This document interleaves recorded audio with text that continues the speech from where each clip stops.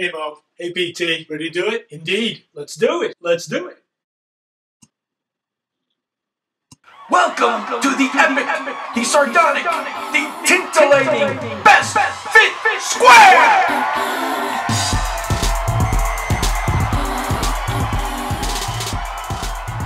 Hey folks, welcome back. I'm Manuel Ortega, and this is Best Fit Square Show. Hey everybody, that's PT. Hey PT. Hey Mo. Have we got a great show for you today? That's right, Mo.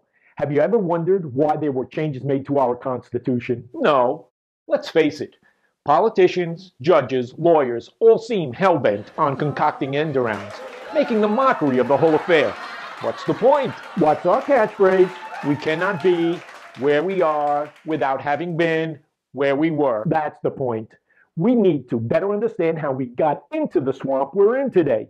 Humankind didn't get here willy-nilly, you know. Oh, you mean no invisible hand of the market? Or divine intervention? Geez, Mo, it's the 21st century. For your information, the present is a direct result of choices made by Homo sapiens, driven primarily by self-interest, influence, and unconscious bias. Then what are we to do, PT? Many of these folk went to elite schools, earned advanced degrees, and speak like they know what they're talking about. It's all a preconceived, premeditated illusion.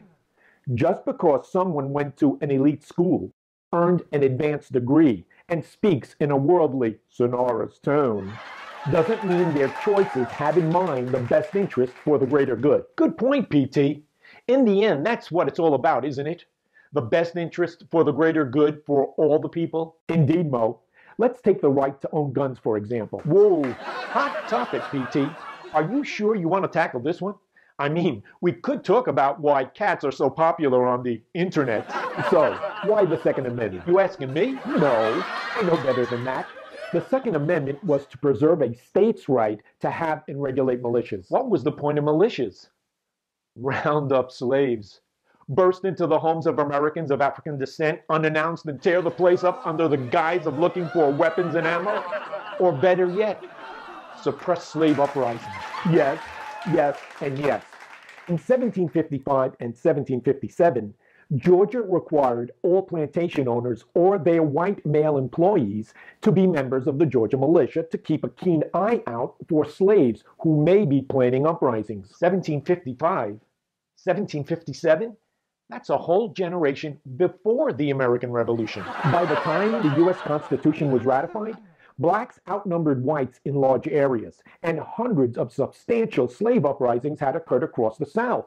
State militias were used to prevent and put down slave uprisings. So Georgia was effectively a police state, and these so-called militias were nothing more than slave patrols, as were in Virginia, the Carolinas, and most of the South. So what were these folks like James Monroe, George Mason, and the Southern Christian evangelical Patrick Henry all in a huff about? They and other like-minded folk were worried anti-slavery folk had figured out a way to disband their militia. And into their militia being a direct threat to the institution of slavery and the Southern economic and social systems. Correctamundo, Mo. For example, suppose slaves of the South were invited to join the military. Could slaves then be set free? Whoa! You see, the federal government under Article 1, Section 8 of the newly proposed Constitution had the power to raise and supervise a militia. That federal militia could absorb state militias and change them from slavery-enforcing institutions into something that could one day free slaves. And proponents of slavery were not about to have any of that. It would be like inviting the fox into the chicken coop. Southern legislators and plantation owners lived in fear of their slaves rebelling and in fear their slaves would be freed through military service. So the thinking went that under the proposed Constitution, Congress, having an exclusive right to arm militia, could, under various pretenses, neglect to arm the militia. More precisely, if the country were invaded from without its borders, states were obligated to go to war. If there were an insurrection of slaves, technically, the country cannot be said to have been invaded. And Congress, being the sole arbiter to call forth militia to defend the nation, may choose not to see this as an invasion of its sovereign borders, thus not call up militia to suppress the insurrection. And in not doing so, bring about the end to slavery and the Southern economic and social system. Which brings us to the why the Second Amendment. So, Madison changes his first draft, which read in part, a well-regulated militia being the security of the free country. Hey, I want to go out on a limb here, PT. Sure thing, Mo. Okay, we got Patrick Henry, George Mason, and others wanting southern states to preserve their slave patrol militias independent of the federal government. To address this concern and secure their vote for the ratification of the Constitution, Madison changes the word country to the word state.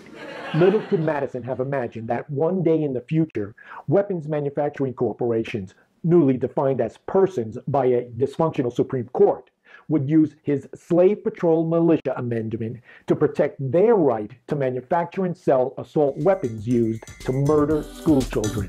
Just saying!